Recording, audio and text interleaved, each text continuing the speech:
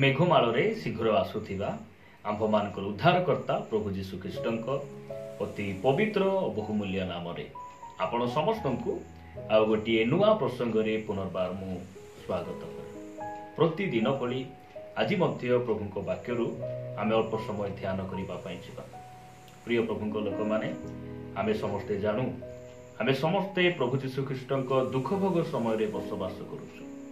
आम ख्रीस्टियान समाज अनेक भाई भाई माने से माने दुख भोग को पालन करुँच।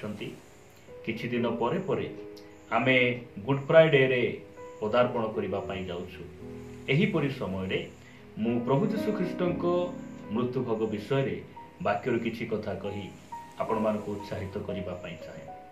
आज जो प्रसंग रे प्रभु वाक्य आम कथबार्ता हेबा सेही प्रसंगर शीर्षक है प्रभु जीशु ख्रीष्ट कहीं क्रूसरे मृत्यु भोग कले। आज प्रसंग है प्रभु जीशु ख्रीष्ट कहीं क्रूसरे मृत्यु भोग कले। यही प्रसंग रे आम अल्प समय वाक्य कथबार्ता हेबा। प्रिय प्रभु लोक माने आमर ख्रीस्टियान समाज अनेक भाई भाई माने प्रभु जीशु ख्रीष्टଙ୍କ मृत्यु भोगर कथा जानती। प्रभु जीशु ख्रीष्ट मृत्युवरण कले, प्रभु जीशु ख्रीष्ट मृत्यु भोग कले, यही कथा आमे अनेक भल भाव आमे जानू। किंतु से कहीं मृत्यु भोग कले यह जदि आमे जानिबा ताहेले आमे आहुरी प्रभु को धन्यवाद दे परिबा, आहुरी प्रभुंकर निकटतर हो परिबा एवं प्रभुंक प्रेम रे आमे आहुरी आसक्त हो परिबा। सेतिपाई आज मु वाक्यरु 6टी विषय आपण मानक निकट रखिबा पई चाहे जे प्रभु जीशु ख्रीष्ट क्रूसरे मृत्यु भोग करिवार कारण कौन, उद्देश्य कौन, आज आमे वाक्यर अल्प समय कथबार्ता हेबा। आपण माने मो सहित प्रथम कोरिन्थीय 15 अध्याय को आसीबे। प्रथम कोरिन्थीय 15 अध्याय 3 पदरे साधु पाउल ए प्रकार लिखंती, कारण जो जो शिक्षा मु पाइथिली सेति मध्यरु एही प्रधान शिक्षा तुम्भमानकु प्रदान करिथिली, यथा ख्रीष्ट शास्त्र अनुसार आम्भमानंको पाप निमंते मृत्यु भोग कले। यह आमे ख्रीष्ट विश्वासी भाव में जानिबा दरकार। प्रथम विषय आमे देखुछु जे प्रभु जीशु ख्रीष्ट कहीं मृत्यु भोग कले, से शास्त्र अनुसार मृत्यु भोग कले। प्रथम विषय। द्वितीय विषय लिखा जाउछि जे आम्भमानंको पाप निमंते से मृत्यु भोग कले। शास्त्र संबंधी बा शास्त्र अनुसार से मृत्यु भोग कले बोली कहिबार अर्थ हैला जे प्रभु जीशु ख्रीष्ट साधारण व्यक्ति नुहंती। से जेमिति राजा माने, पंडित माने, ज्ञानी लोक माने जेमिति मृत्युवरण कले ताहांकर मृत्यु से प्रकार नथिला। ताहांकर मृत्यु अनन्य अटे, संपूर्ण भाव में भिन्न अटे। कारण ताहांकर जन्मर 750 वर्ष पूर्वे ताहांको मृत्यु विषय रे भाववाणी करा जायतिला। सेतिपाई लेखा जाउची जे प्रभु जीशु ख्रीष्ट शास्त्र अनुसार से मृत्यु भोग कले। जदि आपण पढ़िबे मो सहित पुरातन नियम रे गोटे वाक्य लिखा जाए, जिसाय भविष्यद्वक्ता पुस्तक तार 53 अध्याय 9 पदरे प्रकार लिखा जाए, 9-10 पदरे लिखा जाए, पुणी से कौनसी दौरात्म्य न कले हैं ओ ताहांको मुखरे कौनसी छल कथा नथिले हैं। लोक माने दुष्टगणर सहित ताहांकर कबर निरूपण कले ओ मृत्यु से धनवान रो संगी हेले। 10 पद। तथापि ताहांको चूर्ण करिबाकू सदा प्रभुंकर अभिमत हेला।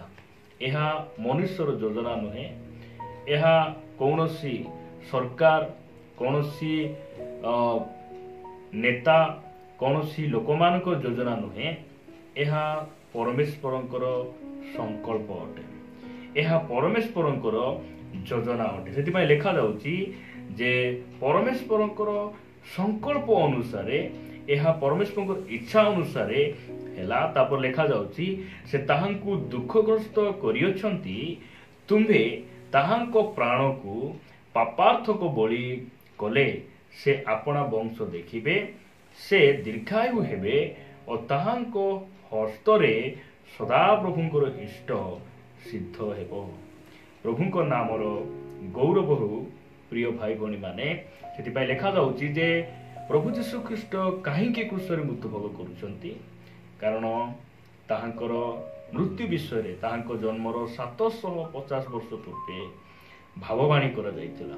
सेही भाववाणी को से सफल करिबा निमंते से कौन करुछंती क्रूसरे मृत्यु भोग करुछंती। जदि आपण प्रेरित पुस्तक 2 अध्याय को आसीबे 2 अध्याय 23 पदरे पितर कहउछंती कौन बोली से कहउछंती लेखा जाउछि सेही व्यक्ति ईश्वर को निरूपित संकल्प और पूर्वज्ञा अनुसार समर्पित हुअन्ते आपण माने ताहाकू अधार्मिक मानक हस्त द्वारा क्रूसार्पण करी बध करथिले। देखंतु एडा परमेश्वर संकल्प यह परमेश्वर निरूपित योजना अनुसार शास्त्र लेखा अनुसार से कौन कले मृत्यु भोग कले। एवं द्वितीय विषय आमे देखुचु सेही प्रथम कोरिन्थीय तार 15 अध्याय 3 पदरे आमे शेष अंश रे पढिलु कौन बोली पढिलु जे आंभ मानकर पाप निमंते से कौन हेले मृत्यु भोग कले। आंभ मानक पाप निमंते जदि आपण द्वितीय कोरिन्थीय 5 अध्याय 21 पद पढिबे से स्थान लेखा जाउची जे यीशु ख्रीष्टଙ୍କ ठारे पापर लेश मध्य नथिला। से निर्दोष व्यक्ति मात्र आंभ मानक निमंते से कौन कले मृत्यु भोग कले। आंभ मानकर पाप निमंते आपण माने मो सहित पढिबे गोटे वाक्य एफिसियो पुस्तक 1 अध्याय 7 पदरे लेखा गला ताहांको अनुग्रह रूप निधि अनुसार आंभे माने सेही प्रियतमଙ୍କ ठारे ताहांको रक्त द्वारा मुक्ति अर्थात अपराध सबुरु क्षमा प्राप्त होइछ। प्रभुଙ୍କ नामर गौरव हो ताहांकर मृत्यु द्वारा ताहांकर कुशार्पण द्वारा आमे माने कौन हेलु जे आमर सबु अपराध रु आमे मुक्त हेलु पाप रु आमे क्षमा पाइलु उद्धार पाइलु परित्राण पाइलु अतीत कालर सबु पाप को से कौन कले क्रूसरे मृत्यु भोग द्वारा आमको से क्षमा कले। आमे जन्मरु पापी ओटु दाऊद कहंती पापरे मोर माता मते गर्भ धारण कला। आ सही पाप करी आमे प्रभुଙ୍କ ठारो दूर को पळाई गला बेले प्रभु यीशु ख्रीष्ट ए पृथ्वी पृष्ठ को आसिले से क्रूसरे मृत्यु भोग कले जेपरि आमे रक्षा पाइबा आमे जेपरि आमर पाप जेपरि क्षमा हेबो आमर पाप निमंते से क्रूसरे मृत्यु भोग कले। एहा आमानकर द्वितीय विषय अटे। आपण मान निकटर मु तृतीय विषय रखिबा पाई चाहे आपण माने मो सहित पढिबे प्रथम पितर 2 अध्याय को आसीबे।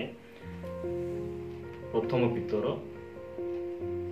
2 अध्याय मु आपण मान निमंते 24 पद पढिबा पाई चाहे। प्रथम पितर 2 अध्याय 24 पद लेखा जाउछि आम्भे माने जेपरि पाप प्रति मृत होई धार्मिकता निमंते जीवन यापन करू एथि निमंते से आपे क्रूस उपरे निज शरीर रे आंभ मानकर समस्त पाप बहन कले ताहांको प्रहार रे तुम्हे माने सुस्थ होइछ। केते स्पष्ट प्रिय भाई भणी माने तृतीय विषय आमे पढुछु जे आंभे माने जेपरि पाप रे आ जीवन यापन न करी धर्म जीवन यापन करू सेति पाई प्रभु यीशु ख्रीष्ट क्रूस रे मृत्यु भोग कले। यह साधु पितर ताहांको पत्र से लिखुचंती काहे कि से मृत्यु भोग कले आम्भे माने जेपरि धर्म जीवन यापन करू पाप रे न रहू। केतेक क्रिश्चियन भाई भणी माने से माने कहंती जे प्रभु यीशु ख्रीष्ट तुम पाप पाई से मृत्यु भोग करिसंती तुम पाप सब क्षमा हेची से तो क्रूसरे थरे मृत्यु भोग करिसंती जेते पाप कले भी किछि असुविधा नाही जेते मंद तारे रहिले मध्ये किछि असुविधा नाही। ए प्रकार शिक्षा गुडी को अनेक केतेक शिक्षक माने केतेक भाई भणी माने कहंती मात्र सही उद्देश्य रे प्रभु यीशु ख्रीष्ट मृत्यु भोग कले नाही। जदि आमे पापरे रहिबा परि हेले मंदतारे रहिबा परि हेले प्रभु यीशु ख्रीष्ट ए जगत को आसीबार कोन आवश्यक थिला। प्रभु आमान को अनुग्रह करंतु ए कथा को बुझिबा पई पाप प्रति आमे जेपरि मृत होई धार्मिकता प्रति आमे जीवन यापन करिबा एथि पई प्रभु यीशु ख्रीष्ट मृत्यु वरण कले। आज जदि आमे पाप को नाई बोली कहि पारुछु मंदतारु पृथक हेचु एहार उद्देश्य है आमे पाप प्रति मरी जाइछु जगत प्रति मरी जाइछु। जदि आपण माने पढिबे गालातिय पुस्तक 2 अध्याय रे साधु पाउल गोटे कथा कहउचंती गालातिय पुस्तक आपण माने मो सहित आसीबे 2 अध्याय गालातिय 2 अध्याय 20 पद एवं 21 पद मु पढिबा पई चाहे लेखा जाए मु ख्रीष्टଙ୍କ ସହିତ କ୍ରୁସରେ ହତ ହୋଇଅଛି ମୁଁ ଆଉ ଜୀବିତ ନୁହେଁ, ମାତ୍ର ଖ୍ରୀଷ୍ଟ ମୋ ଠାରେ ଜୀବିତ ଅଛନ୍ତି। ପୁଣି ମୁଁ ଶରୀରରେ ଥାଇ ବର୍ତ୍ତମାନ ଯେଉଁ ଜୀବନଯାପନ କରୁଅଛି ତାହା ବିଶ୍ୱାସରେ, ଅର୍ଥାତ୍ ଈଶ୍ୱରଙ୍କ ଯେଉଁ ପୁତ୍ର ମୋତେ ପ୍ରେମ କରି ମୋ ନିମନ୍ତେ ଆପଣାକୁ ଉତ୍ସର୍ଗ କଲେ ତାହାଙ୍କଠାରେ ବିଶ୍ୱାସ କରି ଯାପନ କରୁଅଛି। 21 ପଦ, ମୁଁ ଈଶ୍ୱରଙ୍କ ଅନୁଗ୍ରହକୁ ବ୍ୟର୍ଥ କରୁନାହିଁ, କାରଣ ଯଦି ବ୍ୟବସ୍ଥା ଦ୍ୱାରା ଧାର୍ମିକତା ଲାଭ ହୁଏ ତାହେଲେ ଖ୍ରୀଷ୍ଟଙ୍କ ମୃତ୍ୟୁ ଭୋଗ କରିବା ବୃଥା। ପ୍ରଭୁଙ୍କ ନାମର ଗୌରବ ହଉ। ସାଧୁ ପାଉଲ କହୁଛନ୍ତି, ମୁଁ ଏବେ ଜୀବିତ ନୁହେଁ, ମୁଁ ଖ୍ରୀଷ୍ଟଙ୍କ ଠାରେ ନିଜକୁ କ'ଣ କରିଛି? ହତ କରିଛି। ପାପ ପ୍ରତି ମରିଯାଇଥିବା ବ୍ୟକ୍ତିଙ୍କୁ କେହି ମଧ୍ୟ ତାକୁ ପାପ କରିବା ନିମନ୍ତେ ପ୍ରବର୍ତ୍ତାଇ ପାରିବେ ନାହିଁ। କାରଣ ମରିଯାଇଥିବା ଜଣେ ବ୍ୟକ୍ତି ସେ ଉଠିକିନା ବସିପାରେ ନାହିଁ, କଥା ହେଇପାରେ ନାହିଁ, ସେ ପାଣି ପିଇପାରେ ନାହିଁ, କିଛି ମଧ୍ୟ କରିପାରେ ନାହିଁ। ଠିକ୍ ସେହିପରି ଜଣେ ଖ୍ରୀଷ୍ଟ ବିଶ୍ୱାସୀ ଯେତେବେଳେ ଜଗତ ପ୍ରତି ମୃତ୍ୟୁ ହୋଇଯାଆନ୍ତି ବା ମରିଯାଆନ୍ତି, ଜଗତରୁ ଫେରିଆସନ୍ତି, ସେମାନଙ୍କୁ ମଧ୍ୟ କୌଣସି ଲୋକ ଯେତେ ଅଫର ଦେଉନା କାହିଁକି, ଯେତେ ତାକୁ ଫୁସଲାଉନା କାହିଁକି, ସେ କୌଣସି ପ୍ରକାର ପାପ ପ୍ରତି ଯିବେ ନାହିଁ। ଆଜି ମଧ୍ୟ ଆମେ ପରିବର୍ତ୍ତନ ହେଲା ପରେ ପୁରାତନ ସାଙ୍ଗମାନେ, ବନ୍ଧୁମାନେ ହେଇପାରେ ଆମକୁ କହୁଥିବେ ଯେ ଆମେ ଗୁଟକା ଟିକେ ଖାଇବା, ଆଜି ଟିକେ ବୁଲିବାକୁ ଯିବା, ଆମେ ସିନେମା ଟିକେ ଯିବା, ଆଜି ଟିକେ ଏନ୍ଜୟ କରିବା, ମଦ ଟିକେ ପିଇବା, ବିଭିନ୍ନ ପ୍ରକାର କଥା କହିଲା ପରେ ମଧ୍ୟ ଆମେ ନାହିଁ ବୋଲି କହୁଛୁ। କାରଣ କ'ଣ? ପାପ ପ୍ରତି ଆମେ ମରିଯାଇଛୁ, ପାପ ପ୍ରତି ମୃତ ହୋଇଅଛୁ। ପ୍ରିୟ ପ୍ରଭୁଙ୍କ ଲୋକମାନେ, ପାପ ପ୍ରତି ମୃତ ହୋଇ ଧର୍ମ ଜୀବନ ଯାପନ କରିବା ପାଇଁ ପ୍ରଭୁ ଯୀଶୁ ଖ୍ରୀଷ୍ଟ କ୍ରୁଶରେ ମୃତ୍ୟୁ ଭୋଗ କଲେ। ତାହାଙ୍କ ନାମର ଗୌରବ ହଉ। ଆସନ୍ତୁ ଆମେ ଚତୁର୍ଥ ବିଷୟ ଦେଖିବା। ମୁଁ ଆପଣମାନଙ୍କ ନିକଟରେ ଚତୁର୍ଥ ବିଷୟ ରଖିବା ପାଇଁ ଚାହେଁ। ମୋ ସହିତ ଆପଣମାନେ ଏଫେସୀୟ ପୁସ୍ତକକୁ ଆସିବେ। ଏଫେସୀୟ ପୁସ୍ତକ 2 ଅଧ୍ୟାୟ, ଏଫେସୀୟ ପୁସ୍ତକ 2 ଅଧ୍ୟାୟ 16 ପଦରେ ପ୍ରକାର ଲେଖାଗଲା, ଆଉ କ୍ରୁଶ ଦ୍ୱାରା ଶତ୍ରୁତା ବିନାଶ କରି ତଦ୍ୱାରା ଉଭୟକୁ ଏକ ଶରୀର ସ୍ୱରୂପ ଗଠନ କରି ଈଶ୍ୱରଙ୍କ ସହିତ ମିଳିତ କରାନ୍ତି। ପ୍ରଭୁ ଯୀଶୁ ଖ୍ରୀଷ୍ଟ କ୍ରୁଶରେ କାହିଁକି ମୃତ୍ୟୁ ଭୋଗ କଲେ? ସେ ମନୁଷ୍ୟ ଆଉ ପରମେଶ୍ୱରଙ୍କ ଯେହେତୁ ଯେଉଁ ଶତ୍ରୁତା ଥିଲା, ପରମେଶ୍ୱର ଆଉ ମନୁଷ୍ୟ ମଧ୍ୟରେ ଯେଉଁ ଶତ୍ରୁତା ଥିଲା, ସେ ଶତ୍ରୁତାକୁ ବିନାଶ କରି ଉଭୟ ମିଶାଇବା ପାଇଁ, ଉଭୟକୁ ମିଳିତ କରିବା ପାଇଁ, ଅର୍ଥାତ୍ ମନୁଷ୍ୟକୁ ପରମେଶ୍ୱରଙ୍କ ନିକଟରେ ଆଣିବା ପାଇଁ ପ୍ରଭୁ ଯୀଶୁ ଖ୍ରୀଷ୍ଟ କ୍ରୁଶରେ ମୃତ୍ୟୁ ଭୋଗ କଲେ।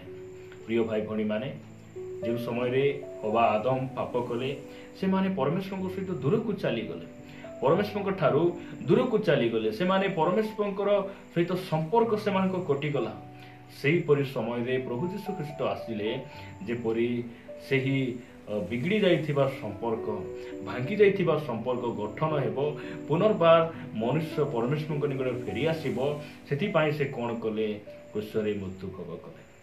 ଆମେ ଦେଖିବା ପଞ୍ଚମ ବିଷୟ। ମୋ ସହିତ ଆପଣମାନେ ପ୍ରଥମ କରନ୍ଥୀୟ 5 ଅଧ୍ୟାୟକୁ ଆସିବେ। ପ୍ରଥମ କରନ୍ଥୀୟ 5 ଅଧ୍ୟାୟ 15 ପଦରେ ଲେଖାଗଲା, ଆଉ ସେ ସମସ୍ତଙ୍କ ନିମନ୍ତେ ମୃତ୍ୟୁ ଭୋଗ କଲେ, ଯେପରି ଯେଉଁମାନେ ଜୀବିତ ସେମାନେ ଆଉ ଆପଣା ଆପଣା ନିମନ୍ତେ ଜୀବନ ଯାପନ ନ କରି ବରଂ ଯେ ସେମାନଙ୍କ ନିମନ୍ତେ ମୃତ୍ୟୁ ଭୋଗ କଲେ ଓ ଉତ୍ଥିତ ହେଲେ ତାହାଙ୍କ ନିମନ୍ତେ ଜୀବନ ଯାପନ କରନ୍ତି। ପ୍ରଭୁ ଯୀଶୁ ଖ୍ରୀଷ୍ଟ କାହିଁକି ମୃତ୍ୟୁ ଭୋଗ କଲେ? ସେ ସମସ୍ତଙ୍କ ନିମନ୍ତେ ମୃତ୍ୟୁ ଭୋଗ କଲେ। ଅନେକ କହନ୍ତି ସେ ଖ୍ରୀଷ୍ଟିଆନ ମାନଙ୍କର ପ୍ରଭୁ, ଖ୍ରୀଷ୍ଟିଆନ ନିମନ୍ତେ ସେ କ୍ରୁଶରେ ମୃତ୍ୟୁ ଭୋଗ କଲେ। ସେହିପରି ନୁହେଁ ପ୍ରିୟ ଭାଇ ଭଉଣୀ ମାନେ, ସେ ସମସ୍ତଙ୍କ ନିମନ୍ତେ ମୃତ୍ୟୁ ଭୋଗ କଲେ ସତ, ମାତ୍ର ଯେତେ ଜଣ ଆମେ ଜୀବିତ ଅଛୁ, ସେ କାହିଁକି ମୃତ୍ୟୁ ଭୋଗ କଲେ? ଆମେ ଯେତେ ଜଣ ଜୀବିତ ଅଛୁ, ଆମେ ଆଉ ନିଜ ନିମନ୍ତେ ନ ବଞ୍ଚି, ଜଗତ ନିମନ୍ତେ ନ ବଞ୍ଚି, ପାପ ନିମନ୍ତେ, ଅଭିଳାଷ ନିମନ୍ତେ ଜୀବନ ଯାପନ ନ କରି ଆମେ ଯେପରି ଖ୍ରୀଷ୍ଟଙ୍କ ନିମନ୍ତେ ବଞ୍ଚିବା, ଆମେ ଖ୍ରୀଷ୍ଟଙ୍କର ଗୌରବ ପ୍ରଶଂସାର କାରଣ ହେବା, ଏହି ଉଦ୍ଦେଶ୍ୟରେ ସେ କ'ଣ କଲେ? ମୃତ୍ୟୁ ଭୋଗ କଲେ। ପ୍ରଭୁ ଆମକୁ ଅନୁଗ୍ରହ କରନ୍ତୁ। ଶେଷରେ ଆମେ ଗୋଟେ ବାକ୍ୟ ପଢ଼ି ସମାପ୍ତ କରିବା। ଆପଣମାନେ ମୋ ସହିତ ପଢ଼ିବେ ଷଷ୍ଠ ବିଷୟ। ଏହା ହେଉଛି ଆମମାନଙ୍କର ଷଷ୍ଠ ବିଷୟ ଆଉ ଶେଷ ବିଷୟ। ଗାଲାତୀୟ ପୁସ୍ତକ, ମୋ ସହିତ ଆସିବେ। ଗାଲାତୀୟ ପୁସ୍ତକ 3 ଅଧ୍ୟାୟ, ଗାଲାତୀୟ 3 ଅଧ୍ୟାୟ ଆପଣମାନଙ୍କ ନିମନ୍ତେ ମୁଁ 14 ପଦ ପଢ଼ୁଛି। ଲେଖାଯାଏ, ଏଥିପାଇଁ ଖ୍ରୀଷ୍ଟ ଆମ୍ଭମାନଙ୍କ ନିମନ୍ତେ ଅଭିଶପ୍ତ ହୋଇ ବ୍ୟବସ୍ଥାର ଅଭିଶାପରୁ ଆମ୍ଭମାନଙ୍କୁ ମୂଲ୍ୟ ଦେଇ ମୁକ୍ତ କଲେ। କାରଣ ଲେଖା ଅଛି, ଯେ କେହି ଖୁଣ୍ଟରେ ଟଙ୍ଗାଯାଏ ସେ ଅଭିଶପ୍ତ, से आमको अभिशाप मुक्त करने कुशरी मृत्यु भोग कले आम उपर पीढ़ी पीढ़ीर जो अभिशाप थिला आम उपर अभिशाप काम देउथिला जो समय आम जिते रोजगार कले आम हाथ में टंकाटी पैसा रोउ नथिला घरे अशांति रोउथिला विभिन्न समस्या दे आम गति करूथिलु प्रभु जीशु ख्रीष्ट को जब आम विश्वास कलु से ही दिन से कौन कले आमको अभिशाप मुक्त कले आज जो माने अभिशाप रे जीवन यापन करुचंती सेमानको मध्य परमेश्वर डाकुचंती आस मु तुमको विश्राम देवी अभिशाप रु मु तुमको विश्राम देवी से आमर प्रेमिक परमेश्वर आज मध्य डाकुचंती कौनसी भाई भणी जदि आज आम अभिशाप रु मुक्त हेबा पई चाहू आज जदि आम विश्वास करिबा प्रभु जीशु ख्रीष्ट पाखे से शक्ति अच्छी से सामर्थ्य अच्छी आमको से कौन करेंगे अभिशाप मुक्त करेंगे तो यह आम मन रखु प्रिय भाई भाई मैंने जे प्रभु जीशु ख्रीष्ट एथिपाई से मृत्यु भोग कले आमको से कौन कले अभिशाप मुक्त करने से ये धरापृष्ठ को आसिले एवं निज जीवन को से देले प्रभु ये वाक्य दी आम समस्त को प्रचुर भाव में आशीर्वाद करतु आसनु पदे प्रार्थना करवा प्रेमिक स्वर्गीय पिता मु तुमको धन्यवाद दिए राजा तुमरी से प्रेम पाए दया पाए आम प्रति तुम हृदय पाए मनोजोग पाए मु तुमर गौरव करे आज को 2025 वर्ष तले प्रभु ये धरापृष्ठ को आसिल स्वर्गर सुख महिमा को त्याग करी तुम्हें आंभ मान प्रभु पाप क्षमा देवा निमंते परित्राण देवा निमंते प्रभु तुम निकट को प्रभु मिलन करने निमंते तुम्हें आसिल धन्यवाद प्रभु ये वाक्य को बुझी आमे प्रभु प्रतिदिन तुम पथरे चलू तुम अनुगमन करू साहाय्य कर प्रार्थना प्रिय प्रभु जीशु नाम मागु अच्छी आमेन आमेन प्रभु नाम गौरव हो प्रभु समस्त को प्रचुर भाव में आशीर्वाद करंतु परमेश्वर को अनुग्रह हेले आमे आउ गोटे प्रसंग में परस्पर साक्षात करी आमे प्रभु रे बढ़ुथिबा रहिबा नमस्कार गॉड ब्लेस यू।